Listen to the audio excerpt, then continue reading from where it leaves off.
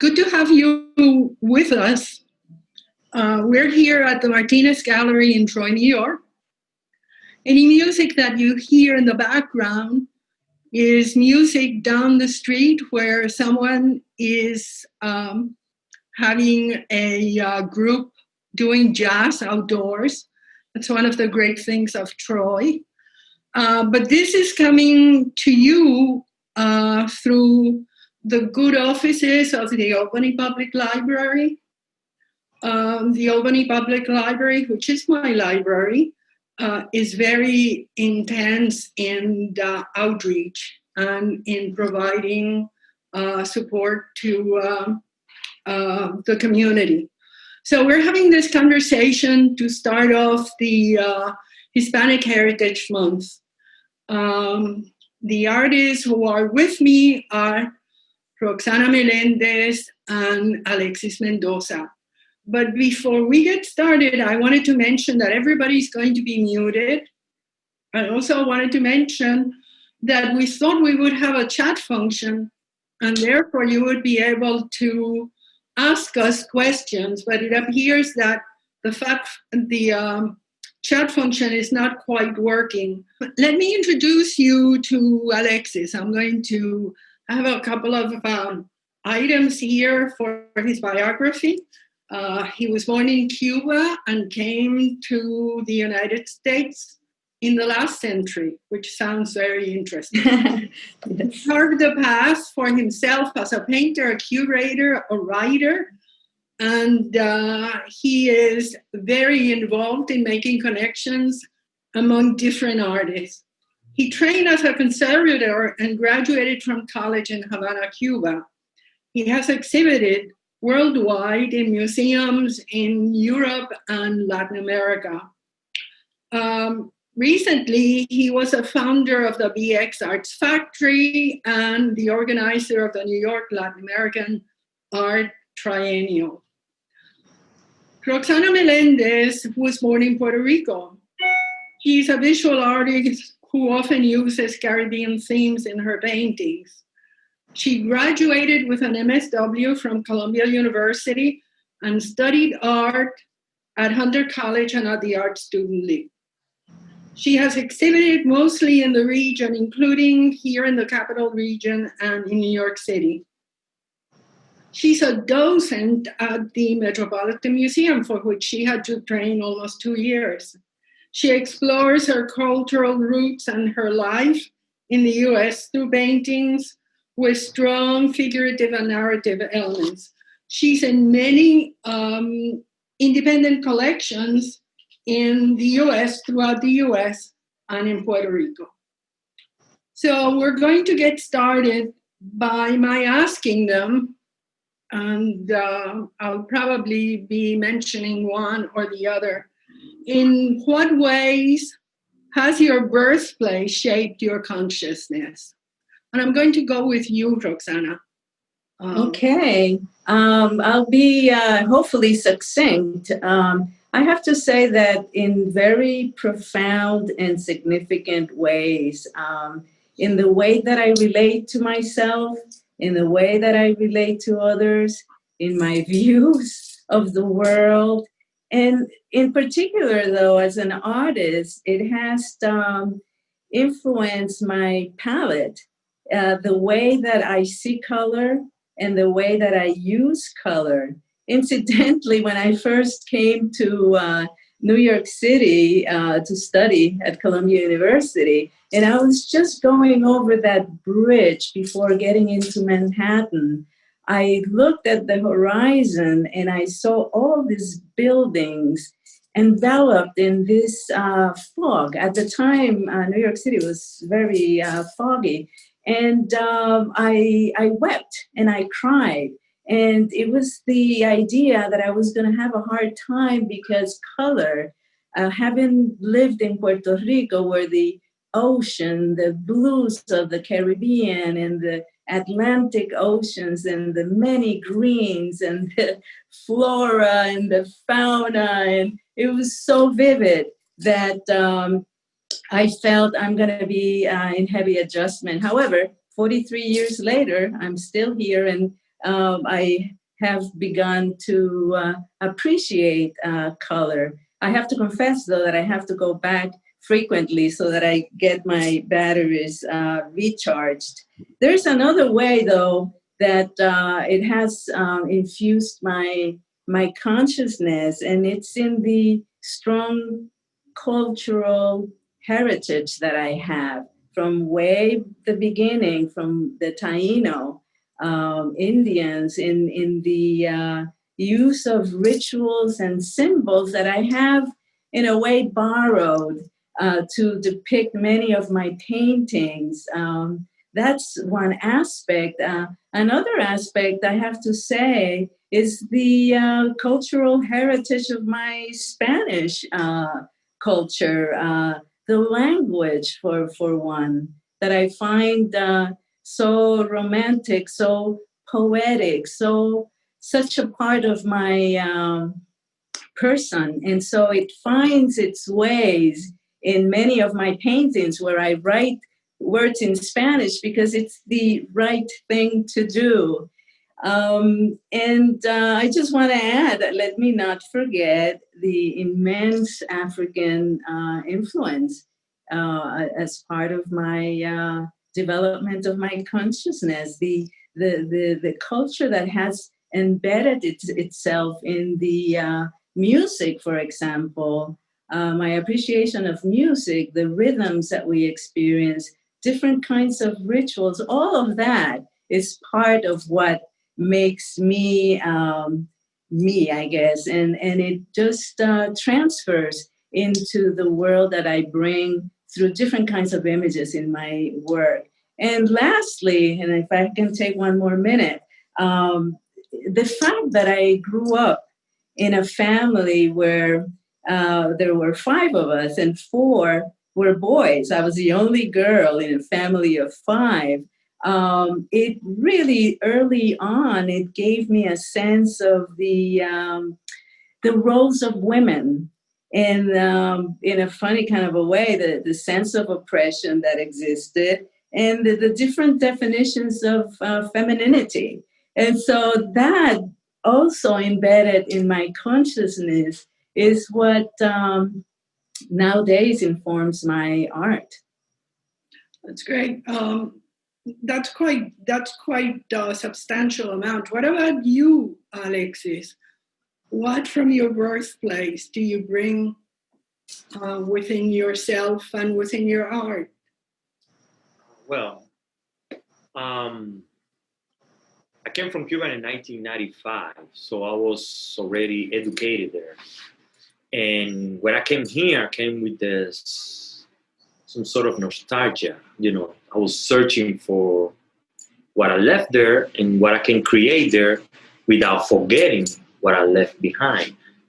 And I already was working in the research of my Afro-Cuban, connection and the identity that was getting in shape at that time.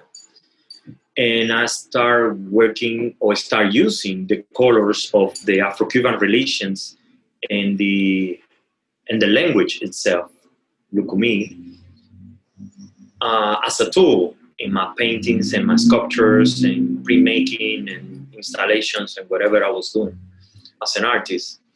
And I researched that each color has a meaning, has an interpretation into the Afro-Cuban practices, and it has a representation into a specific saint or specific practices, not only on the Yoruba practices, also in the Awakwa and in Briyumba, Palo Congo.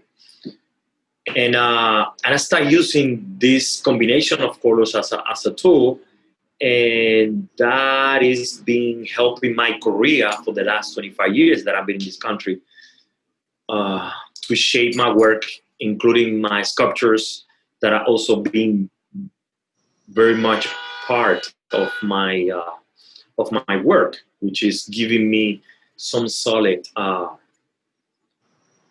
something to hold on to, something that is very much because painting gives me the image. Sometimes I create landscapes that actually reflect what I left behind, what I'm trying to search for, what I'm learn about my heritage or my ancestor from Africa.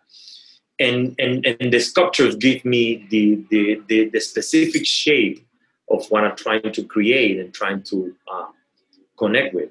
So for the last 25 years, I'm being very much involved in creating this type of work that also being translated into contemporary art, because I'm trying to connect, trying to create this duality between contemporary art and the Afro-Cuban heritage. I'm a practitioner. I'm santero. I'm completely believe in all the practices that come out of Cuba, but I'm trying to bring this into my work and trying to create this educational idea into the uses of colors as a tool, as a meaning. The tools become the colors become the protagonists of my paintings. And like you was mentioning before, you thought that this painting that is behind me was, you saw it before, but probably was a painting that I did based on the same, perspectives of the same idea behind it. Yeah. But this painting behind me is of the series of paintings that I did entitled Bridges, which are trying to create a bridge between contemporary art and the African heritage. And I continue learning, I continue studying, I continue searching and researching and bringing more ideas into the... Well, you use the word education and learning. And I was wondering if there was a mentor or a teacher or an activity that you engaged in as a young person, and that looking back, you see how important, how crucial that was for your development. There was many, but there was two that really, really marked my career as an artist. There was one painter that transitioned from figurative to abstraction. And probably identify with him, and even in conversations that we have, a few years back after I left Cuba, I understood what was his purpose of transitioning from figurative to abstraction. The artist is Flavio Garciandia, which is one of my teachers, one of my mentors. And he said that he was looking for something more deeper into the uses of color, something more philosophical in the interpretation of color. He was not based on any Afro-Cuban practice. He was not using the Afro-Cuban culture as a base, but he translated whatever he was working on into the color, and he was using the color as a protagonist. And then he did something very interesting. He used very long titles of his paintings. It's like a story. When you read the titles, you pretty much get the meaning of the painting. Very long titles. It's like 2 sentences. And as a gallerist, I'm always afraid of those very long titles. Huge titles. And then the other one was Manuel Mendive, which is like one of the staples of the Afro-Cuban art right now all around the world, which in conversations that I have with him, he also told me, you can go as far as you can. You can innovate. You can mix. You can create whatever you want, because the Afro-Cuban relation and the culture and everything is so rich that you have every tool at your disposal. You can do whatever you want. And he used dance, performance, pottery, installation. He created a long range of host of activities into the art as a tool, and not trying to follow his steps as far as I can, even though his work and my work have nothing in common. His work is figurative. He creates his own images and his own creatures and his own protagonists. He's completely figurative. He creates birds, fish. So let me ask this question of Roxanna. Was there a mentor or a teacher that, looking back now, or an activity looking back, crucial? I have a person in mind, which her name is Marianne Hobgood Santaella, a very well-known artist in the island. And it was through Marianne that I began my more in-depth search for a language in my art and my paintings. I used to admire the way in which she explored all kinds of materials that she would use in her work.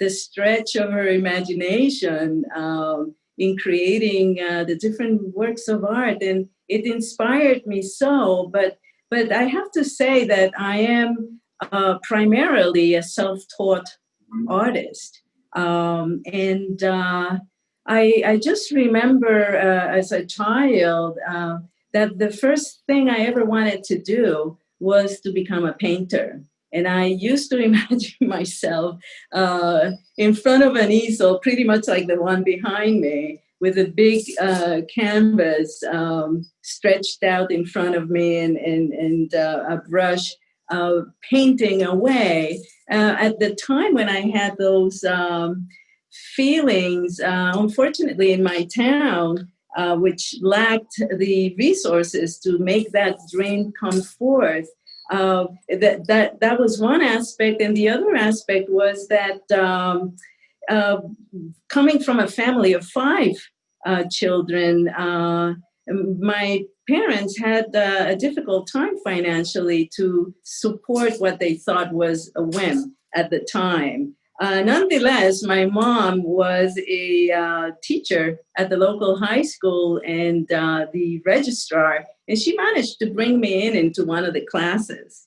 And so I went to this high school art class and found myself so inspired and just thinking that this is what I was meant to do in my lifetime. However, I was deeply discouraged by many people around me.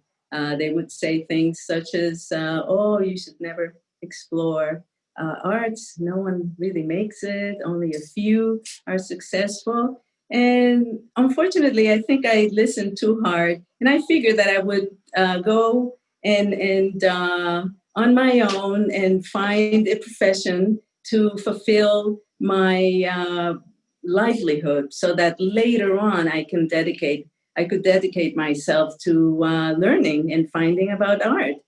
So pretty much self-taught in the beginning. This person that I mentioned, Marianne Hobgood Santaella, and then everything else has been through reading, attending elective non-credit courses in the School of Visual Arts at Hunter College, reading, inspired by so many women artists and great artists as well, male artists. And recently, having visited Cuba, by the way, I came back so fully inspired. So in my images, I bring forth a lot of these memories from childhood, dreams that I have had, a language that comes from that level of consciousness that we've talked about already, that is there for me. I'm learning. Right now I'm interested in so many things, and it is just a process of discovery. I yearn for more and more opportunities to present my work, and the images that come from real life events. I am a colorist. I consider myself an expressionist, and I dance in between that figuration and abstraction. Right now it's in a process of gestation, if you will, where the present state of affairs politically, the conflicts with race relations, and all of it is material of inspiration for me right now. Let me ask you to say briefly, was there a moment when you said, yes, I'm an artist? And what did that mean to you? Just, summarize it for us. Yes, I'm an artist, and it means X, Y, and Z. Would you say something about that, Roxanna? I think it happens to me every so often. I cannot think of just the one moment when I said, I am an artist, other than when I was 9 years old, when I had that dream. And obviously I have pursued it to now when I am finally dedicating myself full time to the expression of and what art. Does that mean, Roxanna? What does it mean to you? What it means to me that it's the most authentic feeling that I have had about the process of creation. I love the process of painting. I never feel more alive than when I'm lost in that world. So every day I get in front of my canvases when I'm painting, I get a reaffirmation that, yes, this is what I was meant to do. This is what gives me passion. This is where my energy is at. What about you, Alexis? When do you remember a moment when you said, yes, I'm an artist? And what does that mean to you? Well, that happened to me when I left Cuba, because in Cuba, I was studying art, but I was sort of frustrated with the business or the art world in Cuba. So I started immersing myself into the investigation of art. That's why I studied art history and to become a curator, because I didn't think that can become or have a living as an artist in Cuba in the 90s. So when I left Cuba, I started looking for myself in the art world here. And I realized that I can make a living as an artist, that I can have a career as an artist. And that moment was in 1995 when I find out that I can create, that I can sell my work, that I can be respected as an artist, that I can be respected as a writer, as a creator, as a researcher of the art.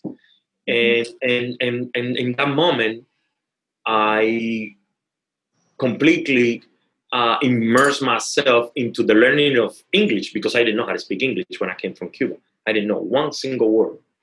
I didn't even know that no was the same no in Spanish and English. So it was crazy. So I was like, whoa, really? Okay.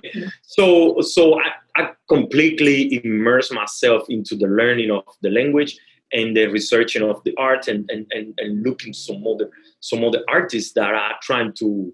The idea was to learn from some other artists, So I started studying these artists from around the world, from around Latin America, in order to fulfill my own being, my own art purpose. So, and I started writing, and one day someone came to me and said, you have all these writings, and what are you planning to do?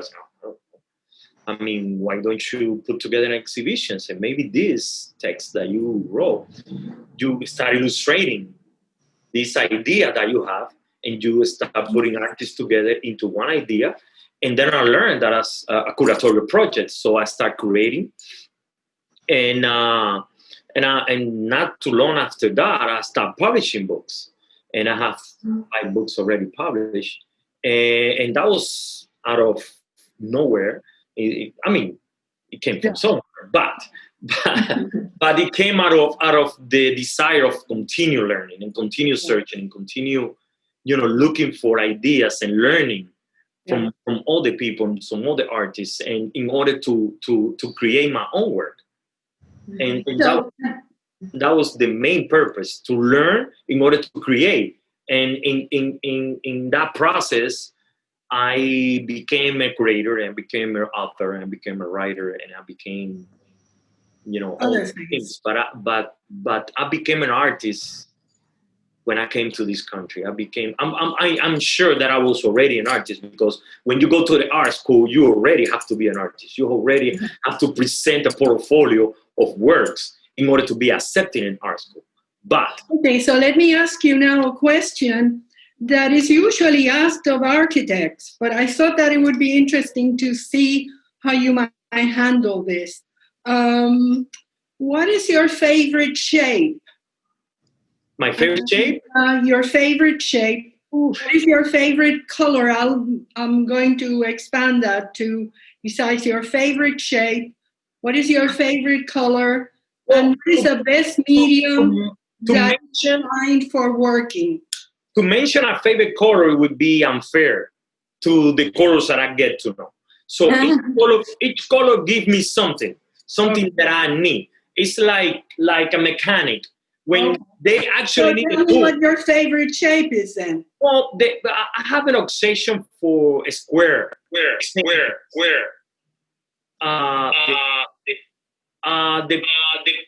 have square paintings.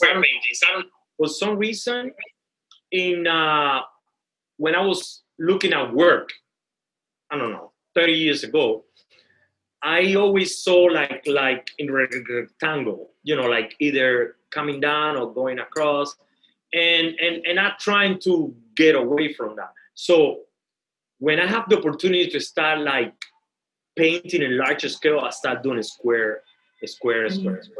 Because I graduated for the art school as a sculptor. Really, I was not a fully painter when I came out of the art school. I was doing some paintings. I was already doing paintings, but I was more focused on sculpture. What is your best medium? Obviously, you've been doing things in wood, but when you're painting, what do you like to use? Linen, canvas?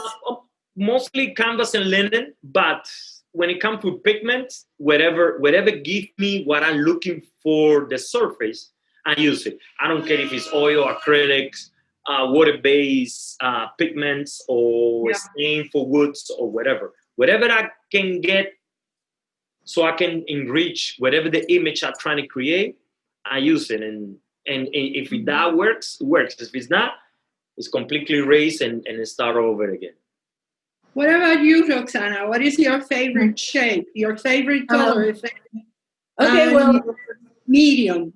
All right. Starting with my favorite color, it changes. It changes with whatever I'm feeling at the time. Right now, I'm going through a cobalt blue phase.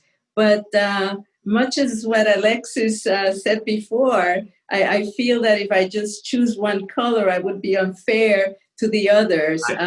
So that rhymes true to me as well. And regarding shapes, I am drawn to the spirals rather, like this one that I have here in my neck, and also the wave.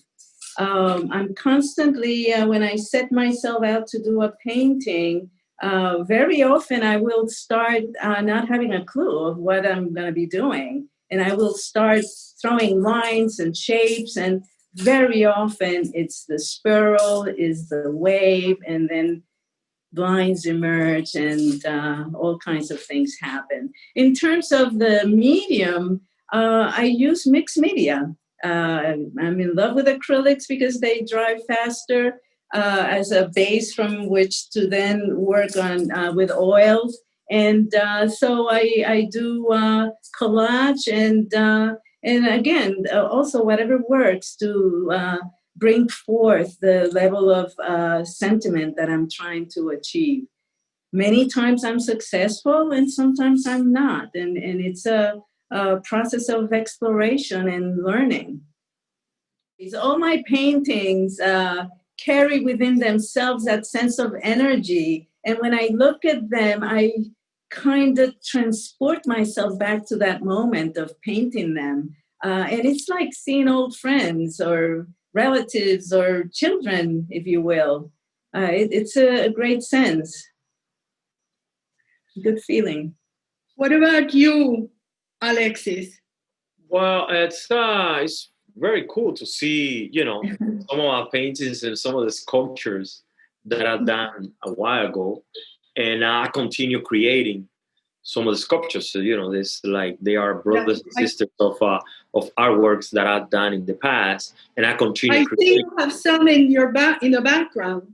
Yes. Behind you, there's some. So yes, as you can see, I continue creating with the same materials some of the artworks that you just show, and it's good to see that I'm continue following the same line, that I haven't lost too much. I haven't went too far from what I'm trying to maintain and create. So it's just pretty cool, to see it. Yeah. Far and and see someone here, and then in some sense they can see each other, and then like yeah, that's right. That's a good way to put it. That's pretty cool. You had mentioned that you had actually studied sculpture. I had thought that in a sense you were coming back to sculpture because it helps you in some way with your painting. I wasn't thinking of sculpture as a as a central element in you. And I wanted to kind of talk about going beyond the surface of a lienzo, going beyond that, doing sculptural pieces. And I know that Roxanna is making some pieces on metal, metal that is sculptural as well, because it's what we call zinc. It's what's used in Puerto Rico on the roofs of houses in the countryside. Right. So how do you find this business of being into something that it's more three-dimensional, that is totally three-dimensional? Is that something you like? Does it bring something to your painting? Are you asking me or asking Alexis? Whoever jumps in first. Yeah, from my perspective, I'm also delving into the sculptural aspect of things, and I think that it just enriches the experience of painting. It expands it. The fact that I'm finding this old zinc plaques or sheets of metal to paint on is rather fascinating to me, for the things that you already mentioned, and also that it challenges the way that I paint. Also, I've created some sculptures in wood, and it's something that just expands the experience. It's something about the tactile sense of these other materials that in an interesting kind of a way translates into the painting process. I believe so. So what about you, Alexis?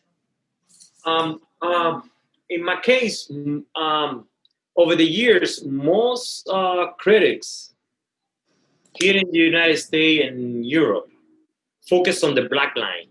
I'm often using a black line or black scratches in my painting.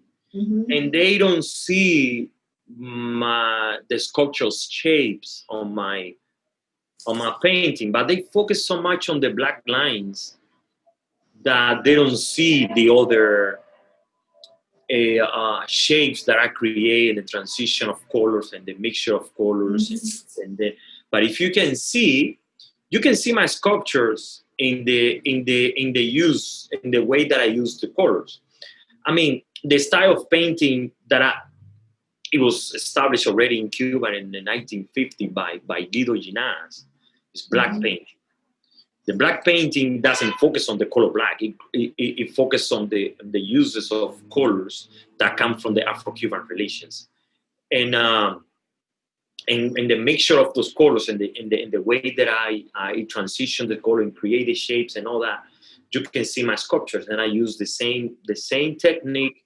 The only difference is that in the painting I use a brush, in my sculptures I use a chisel, or I use any other things that I can cut with. But I love the way that you're able to create almost a sense of a stain with your brush. It's really, for me, it's the colors that you achieve that way. Let me ask you what you're involved in now. What projects are you involved in now, Alexis? Well, right now, I have an exhibition that is going to open on October 5th. In the week of October 5th. I'm not sure what day, because with all these pandemic things, nothing is set on stone. Everything is like maybe, and we're going to see. Maybe. It's going to be on a public place. The access to the artworks is going to be through a window. It's a fantastic space in 4th and Row here in the Bronx, which got access to the outside audience, which is pretty cool, because I feel lucky that as an artist I'll be able to show my work. Even in this time that is so difficult to show your work. Yes. And I have that, and I'm writing now the curatorial concept of the next triennial, which is in 2022. So I still fighting with that, and myself and Luis Steffenberg, which is my partner in crime in the triennial, are working on this text in order to put it up there in the next 6 months, and then start like getting it up, provided to the artists, so we can get the call for artists and then start creating this and putting the exhibitions together in 2022. Hopefully we can have all the exhibitions that we're planning to do as part of the triennial in New York. We are hoping for 10 exhibition spaces throughout the New York area, all the boroughs, Queens, Brooklyn, Manhattan, Bronx. But we are pushing for more, because every time we do, the triennial used to be a biennial. It grew so much that we have to give ourselves more time in order to plan, curate, and select. And did you produce a catalog from that? Yes. If someone wanted to buy that, what would they need to do? It can go through the website, but most of the time it's the exhibitions. Most of the time we sell it right on the exhibition. Since we have so many exhibition spaces, it's always 10 or more. So that's how we do the fundings for the next triennial. I see. So, but we are trying to move up, and now that we have these times that are so challenging, we trying to get it through the website, get it through social media, and actually. Yeah, and if anybody were interested, they could email me at martinezgallerygroup@gmail.com, and I would send you those names. That would be very helpful, and that will also help us to now, what about you? To help for the next round.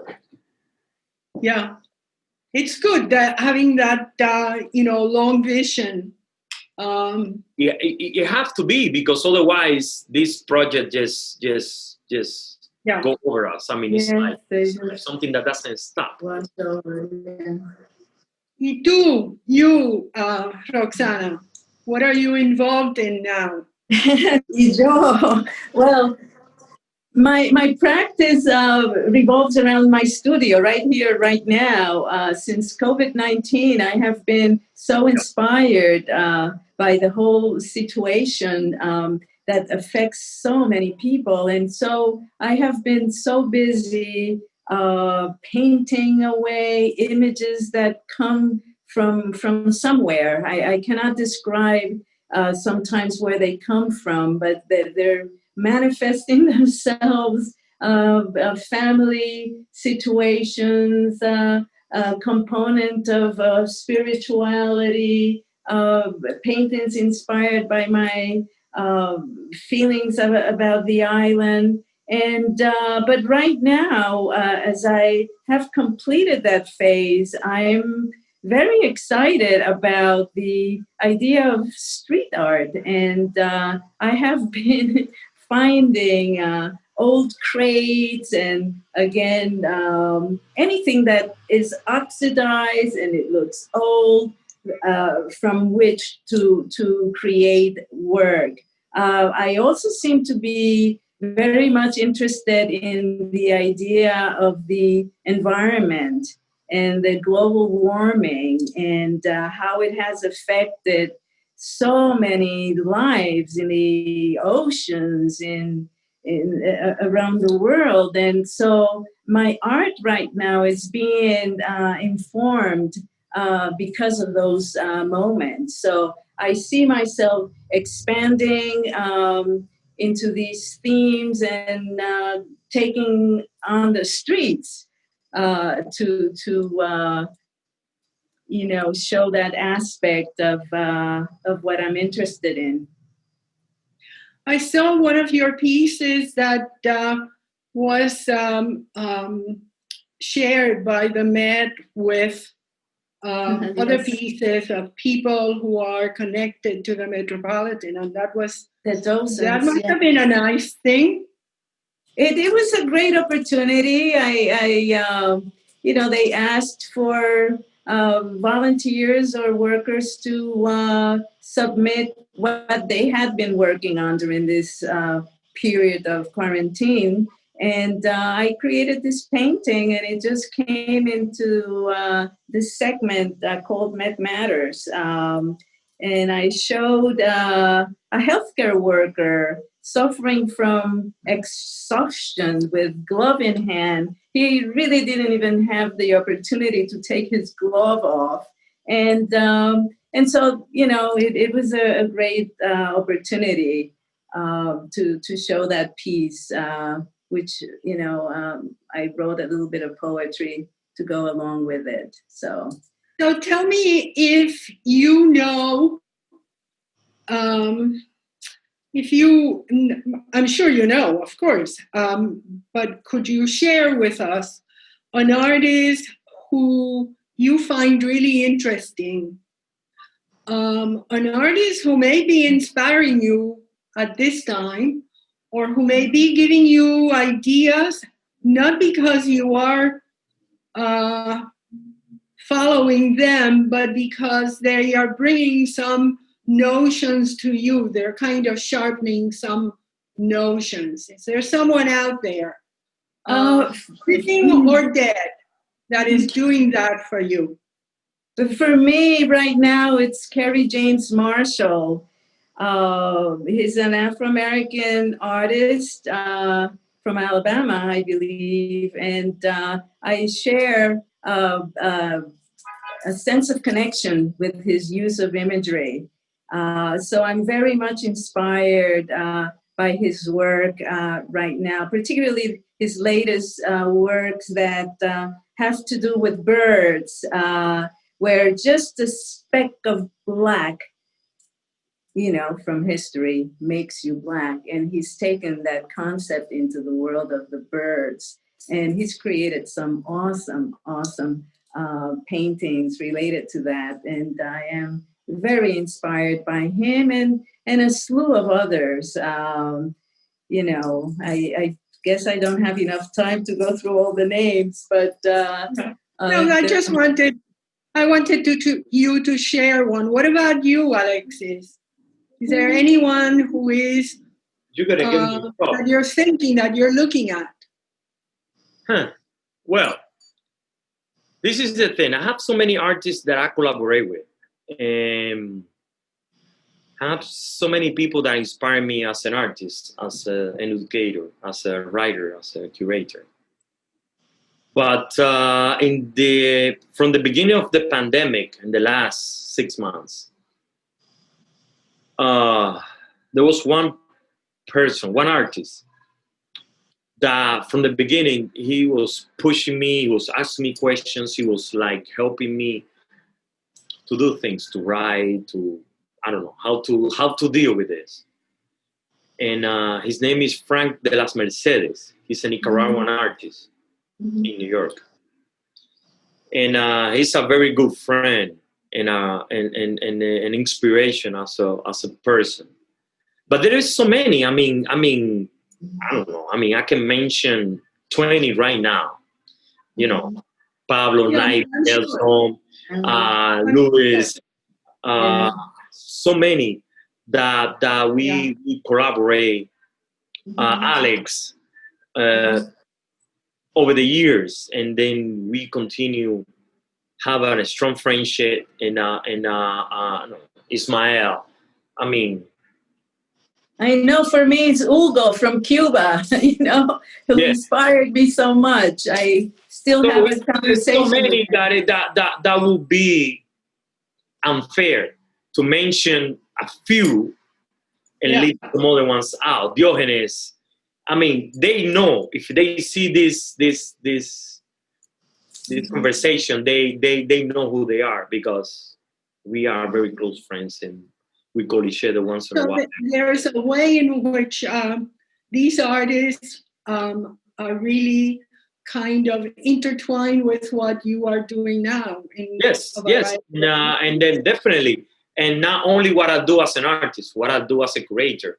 And then Miguel, I mean, I can continue to mention people. All of these roles really sustain what you're doing instead of taking away, no? They are, they're not only artists, they are director of spaces, they are leaders of organizations, there are artists that have skills that when you need something or you're working on something, they come up with the answer right away, no questions asked, and vice versa. I mean, it's been this what I do is not done by myself. It's done with a group of artists that not only in the artwork. I mean, I'm talking about theater, dance, music. I mean, we collaborate. I mean, Ramiro, even Tata, my girlfriend, which she's an actress, and then we collaborate all the time. And she helped me,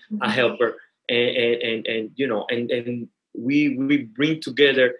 It's a huge circle, but it's a very tight, very close circle of artists that we collaborate and we feed each other all the time, and we talk. And not only create, we just like sit down and talk and have conversation off the record about what I'm doing and what I do. It's obvious that we could go on talking, but we're coming almost to the end. Yes. I mean, I can go for hours. This conversation, which is always very good. I have to mention that you and Roxanna are going to be part of the visual gallery that Martinez Gallery is launching at the end of this month. Yes. And so your work is going to be your work is going to be shown, is going to be shared, and I'm hoping that if anyone who's seeing this wants to get the link, that again they get in touch with us at martinezgallerygroup@gmail.com. And just say one final thing. I have 2 minutes left to do something. So I'm going to give you 30 seconds each to say goodbye to the group, and then I can go and show them something else next door. So, Roxanna, say goodbye. Okay, I'm saying goodbye. I thank you so much for having been part of this wonderful opportunity. I think these times that we are going through are amazing. They're putting us into question about how we think and feel about things. And thank God to art that it is a vehicle to explore these feelings and to find a place of solace and a platform to express, for us, what we want to say in painting or through sculpture or through theater, whatever vehicle. They're very important times, I believe. And wow, Thank you. Just amazing. Yes. It's good to see you. What about you, Alexis? I would like to thank everybody. I mean, you, Laudelina, especially for this opportunity. I'm very much thankful for this opportunity to show my work, to talk about my work, to talk about my career, and put it out there, one more time. And this is a great opportunity, and get to know in depth the work of Roxanna, which is great, and as a curator, not only as an artist, as a curator, it's great to see your work and analyzing in this context. Alexis, it's been an honor for me to share this moment with such an accomplished artist. Roxanna's pieces that has to do with resistance. And what I'm trying to do is to let you know the variety of Hispanic artists. The Latino artists come in many shapes and colors. And this is a Jaime Suarez piece. Jaime is also an architect and very interested in the notions of time. Down here is a piece by Alberto Mijangos, who unfortunately is no longer with us. He has died. But Alberto was born in Mexico, and he did a lot of work that had to do with tradition and with identity. And if you notice, there is a kind of sense as well of something sculptural in that piece. Next to him is a piece by Kathy Vargas, who is a very famous Tejana. She works in the darkroom. Her work is in about 13 or 14 museums worldwide. And she's also very interested in tradition, particularly tradition that comes from your family. So this has been our conversation today. I hope that you enjoyed it, and I hope that you learned something. Thank you very much to Albany Public Library and to you for being part of the of this conversation. Bye-bye. Bye.